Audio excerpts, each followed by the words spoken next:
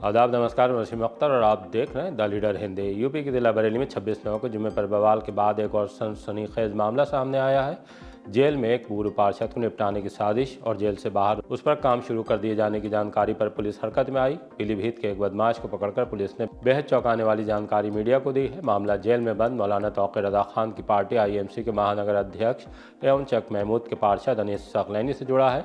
Police ने 85 लाख के mobile लौटाने के बाद 55 लाख की अफीम पकड़ी है। मोहल्ला मलूकपुर में तहरे चचेरे भाइयों में खून खराबा हुआ है। बार एसोसिएशन के चुनाव में घमासान के बाद अब नतीजे की घड़ी आ गई है। कन्हैया गुलाटी एंड पार्टी के खिलाफ एक और तहरीर थाने पहुंची है।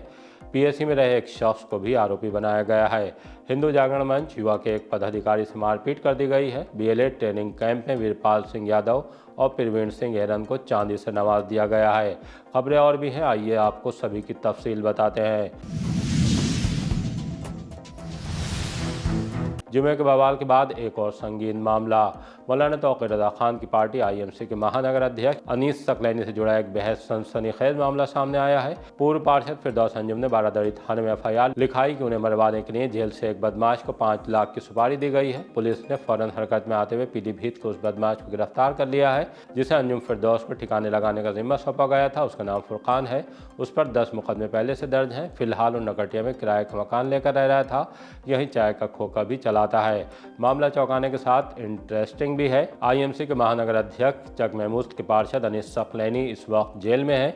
वहीं साजिश रचने के बाद उन्होंने अपनी पत्नी को उस बदमाश के पास भेजा जो उनके साथ साल 2022 के दौरान जेल में बंद रह चुका है। अब इससे आगे की जानकारी के लिए आइए आपको SP ट्रैफिक मोहम्मद अकमल खान के पास लिए चलते हैं। देखिए, दिनांक 2 जनवरी 2026 को वादी मुकदमा श्री मोहम्मद फिरदौस खान उर्फ अंजुम पुत्र इकराम खान इनके द्वारा थाना बारादरी पर आकर के एक तहरीरी सूचना दी गई थी, जिसके आधार पर मुकदमा अपराध संख्या 11/2026 धारा 352, 351, 3, 308, 4, 11, 3, 61, 2 BNS बनाम फुरकान आदि 12 नफर अभियुक्त के पंजीकृत किया गया था।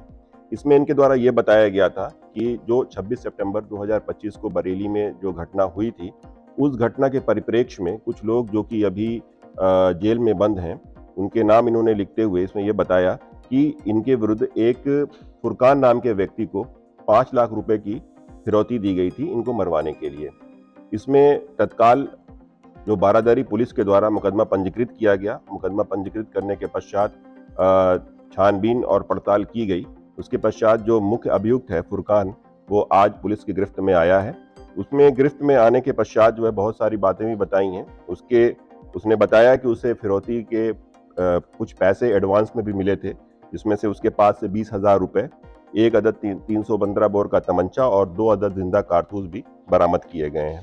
इसका पूर्व का जो है आपराधिक इतिहास भी है। पीलीभीत में भी इसने अपराध किए हुए हैं और हाफिजगंज से भी यहाँ पे इसके विरुद्ध 2 मुकदमे पूर्व में पंजीकृत किए गए। जब इससे पूछताछ की गई तो ये बताया कि ये ज़्यादा पढ़ा लिखा नहीं है, शुरू से ही अपराध में पारंगत रहा है। और वर्ष 2022 में जब ये पीलीभीत जेल में बंद था तो वहाँ पर बरेली से भी जो ये 3 नाम है बलात्कार के मामले में जेल में बंद थे 376D में। इसमें अनीस सकलैनी, फैजुल नबी और नदीम, इनकी मुलाकात जो है फुरकान से वहीं पर हुई थी और इनके आपस में दोस्ती भी हो गई थी। इसके पश्चात इसके द्वारा ये भी बताया गया है कि 22 दिसंबर 2025 को, क्योंकि ये अब पीलीभीत से यहाँ पर आकर के रहने लगा था बरेली में फुरकान, तो यहाँ पर नकटिया के पास एक चाय का होटल ये चलाता है। और इसने बताया कि उस दिन इसके पास 2 औरतें आई थीं। एक का नाम उसने यास्मीन बताया। यास्मीन जो है, जो कि अनीस सकलैनी की पत्नी है वो, और उनके साथ एक अन्य महिला भी आई हुई थी। उसने ये कहा कि आपके पास यानी फुरकान के पास अनीस सकलैनी ने भेजा है उसे, जो कि उसके पति हैं, और उन्होंने कहा है कि ये जो पार्षद है अंजुम पार्षद, इसको रास्ते से हटाना है, क्योंकि जो 26 सितंबर की घटना हुई थी जिसमें ये लोग जेल में बंद हैं, उसमें इनकी जमानत में जो सबसे बड़ा रोड़ा है वो अंजुम पार्षद है, तो इसे हटाना है। और उसको ये भी आभास था कि शायद अंजुम पार्षद ने जो है पुलिस से मिल करके जो है बहुत सारी चीज़ें जो है पुलिस को बताई हैं, उनके विरुद्ध जो भी चीज़ें हैं। तो इस संबंध में उनके द्वारा जो है उसको पैसे की लालच भी दी गई और साथ ही साथ जो है एक झोले में रख करके कुछ वीपन्स भी उसको दिए गए, जिसको पुलिस ने आज बरामद किया है।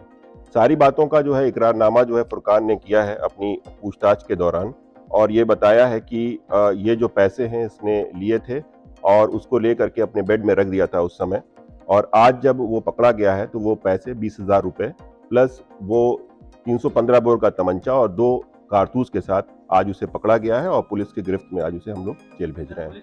देखिए, चूंकि अनीस सकलैनी की वाइफ जो है वो उनसे जेल से मिलवाई के लिए जाती थी, तो ये पूरा जो षड्यंत्र है वो जेल में ही रचा गया है और जेल से ही रच करके उसकी योजना वहां बनाई गई और अपनी पत्नी के माध्यम से उसको चरितार्थ करने का प्रयास किया गया है। पुलिस ने लौटाए 85 लाख के मोबाइल।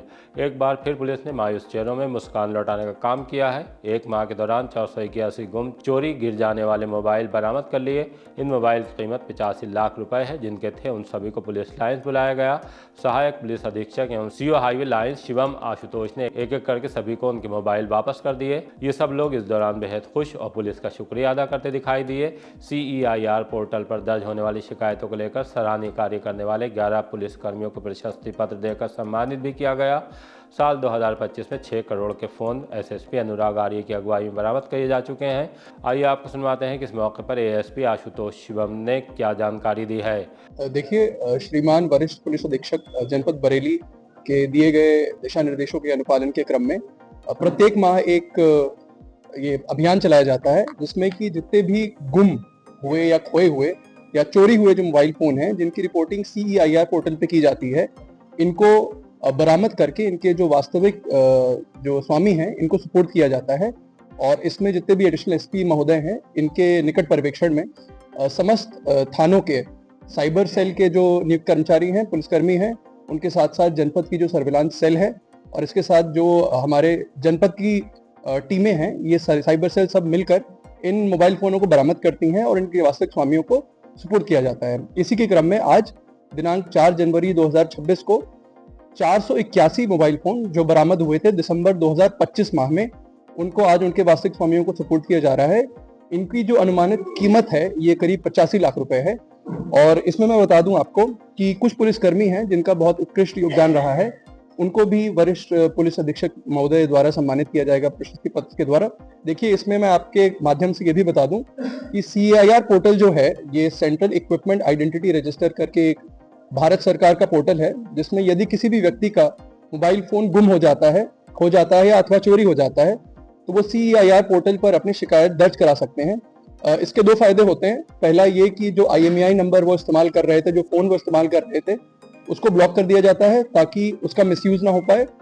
और दूसरा, यदि जिस व्यक्ति को भी वो फोन मिलता है या चोरी करता है, वो जब भी अपना नंबर लगा के उसको इस्तेमाल करने का प्रयास करता है तो उसका ट्रैकिंग लिंक, उसकी ट्रेसिबिलिटी बढ़ जाती है, जिसपे हमारे कर्मचारियों द्वारा, हमारे पुलिसकर्मियों द्वारा, सर्विलांस सेल द्वारा सतत प्रयास करके संयुक्त टीमें बनाकर उनको ट्रेस करके उन्हें बरामद किया जाता है। और उसी के क्रम में आज की सुपुर्दगी जिनके वास्तविक स्वामी हैं उनको दी जा रही है। मलूकपुर में तहरे चचेरे भाइयों में खून खराबा। थाना किला की मलूकपुर चौकी से थोड़ा आगे घेर नासिर खान में देर शाम सगे तहरे चचेरे भाइयों में झगड़े से खलबली मच गई। आमने सामने रहने वाले भाई बाइक निकालते वक्त टक्कर लगने से झगड़ने लगे। जब उनके बीच हथियार निकले तो महिलाएं चिल्लाने लगीं। जब तक मोहल्ले के लोग बीच बचाव करते, चाकू चलने और लोहे की रॉड से आसिम यार खान और उनके भाई वसीम यार खान गंभीर रूप से घायल हो गए। सूचना मिलने के बाद पुलिस पहुंच गई। पुलिस ने दोनों घायलों को जिला अस्पताल भेज दिया है। बार में खूब घमासान, आज होगा मतदान। जोरदार प्रचार के बाद बार एसोसिएशन के चुनाव में दावों और कयासों के खत्म होने की घड़ी आ गई है। अब से कुछ घंटे बाद 5 जनवरी को वोट डाले जाएंगे। पूरे दिन अधिवक्ता अपनी पसंद की प्रत्याशी के नाम पर मोहर लगाएंगे। उससे पहले आज मतदान को लेकर तैयारियां पूरी की जाती रहीं। मुख्य चुनाव अधिकारी ने बताया कि मतदान सुबह 10 बजे से दोपहर 1:30 बजे तक और फिर दोपहर 2 बजे से शाम 4 बजे तक होगा। कुल 2736 अधिवक्ता वोट डाल सकेंगे। इनमें करीब 500 महिला अधिवक्ता हैं। अध्यक्ष, सचिव के अलावा नीचे पदों पर भी कांटे की टक्कर होती दिखाई दे रही है। अध्यक्ष पद पर 6, वरिष्ठ उपाध्यक्ष पद पर 4, उपाध्यक्ष पद पर 7, कनिष्ठ उपाध्यक्ष पद पर 4, सचिव पर 4, संयुक्त सचिव प्रशासन पर 9, संयुक्त सचिव प्रकाशन पर 5, संयुक्त सचिव पुस्तकालय पद पर 4, कोषाध्यक्ष पद पर 6, प्रबंध कार्यकारिणी वरिष्ठ पद पर 18 और प्रबंध कार्यकारिणी कनिष्ठ पद पर 13 प्रत्याशी किस्मत आजमा रहे हैं। निवर्तमान अध्यक्ष मनोज कुमार हरित और सचिव दीपक पांडे एक बार फिर मैदान में है। सदस्यीय प्रबंध कार्यकारिणी वरिष्ठ और कनिष्ठ के लिए 6 सदस्य चुने जाएंगे। मतगणना 6 जनवरी को कराई जाएगी। 170 रुपये लौटाने के बजाय चाकू से हमला। थाना बिशारतगंज के गांव मझगांव में पकौड़ी विक्रेता पर जानलेवा हमला किया गया है, वो भी महज 170 रुपये के लिए। रविंद्र सिंह का कहना है कि उसने शेर सिंह से उधार वापस मांगा तो उसने अपने भाई राम सेवक के साथ मिलकर चाकू और ईंट से हमला कर दिया। घर वालों ने पुलिस को सूचना दी तो दोनों भाई फरार हो गए। पुलिस ने घायल को जिला अस्पताल में इलाज के लिए भेजा है। मुकदमा दर्ज करने के बाद हमला करने वाले दोनों भाइयों की तलाश शुरू कर दी है। रविंदर, कहाँ रहते हो? मजगमा, थाना कौन सा लगता है? विशारत। किससे मारपीट हुई थी आपकी? शेर सिंह और राम सेवक दो भाई थे। पैसे मांगे, मैंने मेरे पैसे आ रहे थे, उन पे पैसे मांगे तो उन्होंने चाकू मार दिए गले में। किस चीज़ के पैसे आ रहे थे आप पे? मेरे पैसे मैंने उन्हें दे दिए थे, पैसे उधार मांगे थे उन्होंने तब। गांव के रहने वाले हैं? जी, कब की घटना है? ये शाम ऐसी 4 बजे की। हादसे में युवक की मौत से हिल गए घर वाले। बहेड़ी थाने के इलाके में 4 पहिया वाहन के टक्कर मारने से एक बाइक सवार नौजवान की मौत हो गई। वो काकू नगला गांव का रहने वाला था। कुछ कमाकर घर के खर्च में हाथ बटाना चाहता था। उसके लिए बहेड़ी आकर कारपेंटरी का काम सीख रहा था। जब पुलिस ने घर पर फोन करके सूचना दी तो परिजन हिल गए। शदाब की मौत से घर वाले पोस्टमार्टम हाउस पर बेहद उदास दिखे। मेरा नाम मोहम्मद अनीस है, कहाँ रहते हैं आप? गागू नगला, तहसील बहेड़ी। और मेरे भतीजे का एक्सीडेंट हो चुका है। बहेड़ी से घर को जा रहा था। अच्छा, कहाँ पर एक्सीडेंट हुआ था? ये आके और जवाहरपुर के बीच में हुआ है। किस वाहन से टकराए थे ये? ये 4 पहियों का वाहन है कोई, उससे। इलाज के दौरान मौत हुई है, मौके पे ही मौत हुई? वैसे तो मौके पे ही हो चुका था, मगर कुछ कोशिश करी इलाज की, पर वो ऐसा कुछ था नहीं। डॉक्टरों ने। क्या करने गए थे बहेड़ी ये? बहेड़ी ये काम सीखता है, किस चीज़ का काम सीखते हैं? फर्नीचर का काम सीखता है। कितनी उम्र रही होगी इनकी? इसकी उम्र करीब 17-18 हुई है। हाईवे पर आइसक्रीम विक्रेता की दर्दनाक मौत। थाना फतेहगंज के इलाके रबड़ फैक्ट्री के पास दिल दहला देने वाला हादसा हुआ है। बाइक में टक्कर मारने के बाद एक तेज रफ्तार 4 व्हीलर फरार हो गया। उसकी टक्कर से बाइक चला रहे रवि साहू 22 साल की मौत हो गई। वो लोहार नगला गांव का रहने वाला था। उसके बारे में जानकारी मिली है वो आइसक्रीम बेचकर परिवार का खर्च चलाता था। पुलिस ने शव को कब्जे में लेने के बाद टक्कर मारकर फरार होने वाले वाहन की तलाश शुरू कर दी है। शिवाजीपुरम में बुआ भांजी को बुरी तरह पीटा। इधर नगर थाने के इलाके में बर्थडे वाले दिन बेटी का केक लेने जा रहे पिता से कुछ लोग अभद्रता करने लगे, लेकिन वो कोई जवाब दिए बगैर आगे निकल गए। जब केक लेकर लौटे तो उनसे अभद्रता करने वाले बेटी और उनकी बहन से मारपीट कर रहे थे। बाल पकड़कर सड़क पर गिराया और गला दबाने लगे। बहुमुश्किल बेटी और बहन को हमलावरों से छुड़ाया। वो जाते वक्त जान से मारने की धमकी दे गए। मोबाइल छीन कर ले गए हैं। 2 तोले सोने की चेन भी मारपीट के दौरान गिरी जो नहीं मिल रही है। मकान मालिक से जाकर शिकायत की तो वो भी मारपीट करने वालों को पक्ष लेने लगे। पुलिस से FIR दर्ज करके महज चंद्र गंगवार ने कड़ी कार्रवाई की मांग की है। वीरपाल सिंह यादव, प्रवीण सिंह ऐरन की चांदे। महानगर सपा संगठन का शहर विधानसभा BLA का प्रशिक्षण शिविर होटल डिप्लोमेट रेजिडेंसी में हुआ। कार्यक्रम में बतौर मुख्य अतिथि पार्टी के SIR प्रक्रिया के प्रभारी पूर्व राज्यसभा सांसद वीरपाल सिंह यादव और पूर्व सांसद प्रवीण सिंह ऐरन मौजूद रहे। मुख्य अतिथि को शहर विधानसभा अध्यक्ष हसीब खान ने चांदी का मुकुट, प्रवीण सिंह ऐरन व महानगर अध्यक्ष शमीम सुल्तानी को पगड़ी बांधकर चांदी का पेन सौंपा। वक्ताओं ने कार्यकर्ताओं को बूथ प्रबंधन के गुर बताए, भाजपा को निशाने पर लिया। पूर्व सांसद वीरपाल सिंह यादव ने कहा कि सत्ता में आना है तो बूथ पर मजबूती से काम करना होगा। बूथ पर कोई असली नाम छूटने नहीं पाए। प्रवीण सिंह ऐरन ने बांग्लादेश में हो रहे अल्पसंख्यकों पर हमले की निंदा करते हुए भाजपा सरकार को कटघरे में खड़ा किया है। उन्होंने कहा कि 56 इंच का सीना लेकर घूमने वाले बांग्लादेश में हो रहे अत्याचार पर खामोश क्यों है? जनता इन सब का जवाब चाहती है। संचालन महानगर सचिव पंडित दीपक शर्मा ने किया। कन्हैया गुलाटी एंड पार्टी पर एक और तहरीर। कैनविस कंपनी से जुड़ी KM एसोसिएट व कुशार्क हैबिटेट डेवलपर्स प्राइवेट लिमिटेड से जुड़ा ठगी का एक और मामला बारादरी थाने पहुंचा है। राजीव नगर कॉलोनी नगटिया के रहने वाले उमेश चंद्र शुक्ला ने पुलिस को तहरीर देकर बताया कि मुकेश राणा निवासी F21 mechanic villa international city Shahjahanpur road Nariyawal, जो कि हमारे साथ PSC में तैनात रह चुके हैं, एक दिन एक अन्य व्यक्ति के साथ घर आए। कैनविस कंपनी में पैसा लगाकर अच्छा मुनाफा कमाने की बात समझाई। कुशार्क हैबिटेट डेवलपर्स प्राइवेट लिमिटेड में मुकेश राणा ने खुद को पार्टनर बताया। कहा था कि हमारी कंपनी अमाउंट पर 5% 20 माह तक अदा करती है और 22 माह बाद मूलधन वापस करने की गारंटी देती है। मुकेश राणा की बातों को सही मानकर 5 लाख का वाउचर पुत्र वधु दिव्या तिवारी के खाते से 1 लाख रुपए और अपने पुत्र समीप शुक्ला के खाते से 2.5 लाख रुपए ट्रांसफर करा दिए। ठगी का एहसास होने पर पैसे वापस मांगे तो अब धमकी दे रहे हैं, मारपीट पर आमादा हैं। पुलिस से रिपोर्ट दर्ज करने के बाद कार्रवाई की मांग की है।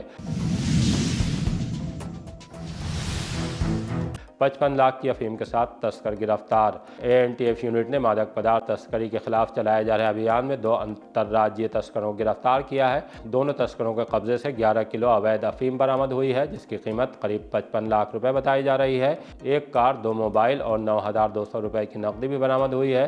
तस्करों की पहचान कंडे मुंडा और बलका मुंडा के रूप में हुई है। दोनों झारखंड के रहने वाले हैं और लंबे समय से अफीम तस्करी में सक्रिय बताए जा रहे हैं। उन्हें दोपहर थाना बमोरा क्षेत्र में रामपुरा बुजुर्ग अंडरपास के पास से गिरफ्तार किया गया है। उनका एक साथी मौके से फरार हो गया, जिसकी तलाश की जा रही है। थाना भमोरा में NDPS एक्ट की धाराओं में मुकदमा दर्ज कर लिया है। बरामद कार और अन्य वाहन को सीज कर दिया गया है। हिंदू संगठन से जुड़े युवक से की गई मारपीट। थाना भुता के इलाके में हिंदू जागरण मंच युवा ब्लॉक संयोजक आशीष पटेल से मारपीट का मामला सामने आया है। पिता रोहितास कुमार ने पुलिस को तहरीर देकर बताया कि उनका बेटा 3 जनवरी को गौ तस्करी की सूचना पर जिला कारागार की ओर गया था। लौटते वक्त पेट्रोल भरवाने के लिए केसरपुर सिंघाई रोड पर जा रहा था। तब बंद पड़े पेट्रोल पंप के पास घात लगाए बैठे युवकों ने उसे रोककर मारपीट शुरू कर दी। जेब से 2,000 रुपए भी निकाल लिए। वीडियो बनाया, बाद में उसे इंस्टाग्राम पर अपलोड कर दिया। पुलिस को दी तहरीर में मारपीट करने वालों के नाम अंशु कटियार, वासु पटेल, हिमांशु, रुपेश पटेल, हिमांशु और श्री संत इत्यादि बताए हैं। भुता पुलिस ने रिपोर्ट दर्ज करने के बाद जांच शुरू कर दी है। महापौर ने ठंड में कंबल और टोपी बांटी। कड़ाके की ठंड के बीच महापौर डॉक्टर उमेश गौतम और उनके पुत्र पार्थ गौतम ने जरूरतमंदों को कंबल और टोपी का वितरण किया। स्पोर्ट्स स्टेडियम और विष्णु इंटर कॉलेज परिसर में कार्यक्रम के दौरान भारी भीड़ को कंबल टोपी देकर ठंड में राहत का इंतजाम किया गया। पार्थ गौतम ने आश्वस्त किया कि समाज सेवा के प्रयास आगे भी जारी रखे जाएंगे। इस दौरान नगर निगम के उपसभापति नरेंद्र सिंह, पूर्व उपसभापति सर्वेश रस्तोगी, पार्षद गरिमा अग्रवाल, सोनिया अतुल कपूर, राजीव कश्यप, मोहित अरोड़ा, कन्हैया राजपूत, अजय चौहान, मुनेन्द्र यादव, राजू मिश्रा, संजू गुप्ता, नीरज रस्तोगी, सुभाष पांडे इत्यादि मौजूद रहे। देखिए, लगातार ये 7वां साल है जब माताओं, बहनों, बुजुर्गों को कंबल और गर्म टोपी का वितरण किया जा रहा है। ठंड भीषण पड़ रही है। ऐसे में अगर सबके पास एक भी कंबल हो, 2 कंबल हो, तो लगता है कि एक कंबल और मिल जाए तो एक नीचे लगा लें, एक ऊपर लगा लें। तो ऐसे में सभी बुजुर्गों को और जितने जरूरतमंद लोग हैं सभी को सम्मान के साथ उनको कंबल वितरण हो, उनको टोपी मिले, इसी आशा के साथ कि मेरे जो क्षेत्रवासी हैं, ये पूरा जो हमारा महापौर का क्षेत्र है जिसमें 2 विधानसभाएं पूरी हैं, कैंट विधानसभा और शहर विधानसभा, वहाँ के हजारों हजार लोगों को, ये करीब 15,000 से 20,000 लोग 9 मंडल के हैं, उनको वितरण किया जाएगा, जिनमें से आज यहाँ पे अभी 2 मंडलों का हो रहा है। और आप चेहरे की खुशी देखिए, क्योंकि हम लोग राशन तो पहुंचा पा रहे हैं, लेकिन इस भीषण ठंड में कंबल और गर्म टोपी पहुंचाना, ये अपने आप में मुझे लगता है एक बहुत बड़ी सौगात है। भगवान ने अगर ये हम लोगों को आशीर्वाद दिया है, तो मैं और पार्थ के साथ मिलकर हम लगातार ये पूरी सेवा हम लोग कर पा रहे हैं। इसी तरह की ताज़ा अपडेट जानने के लिए देखते रहिए द लीडर हिंदी। विदा लेने से पहले हमारी आपसे गुजारिश है कि हमारी रिपोर्टिंग पसंद आ रही है तो खबरों को शेयर कीजिए और हमारे चैनल को सब्सक्राइब करके हमारा हौसला ज़रूर बढ़ाइए। आप भी अगर हमसे कोई सूचना या सलाह शेयर करना चाहते हैं तो हमारे ईमेल एड्रेस theleaderhindi@gmail.com या मोबाइल नंबर 9837099181 पर मैसेज कर सकते हैं।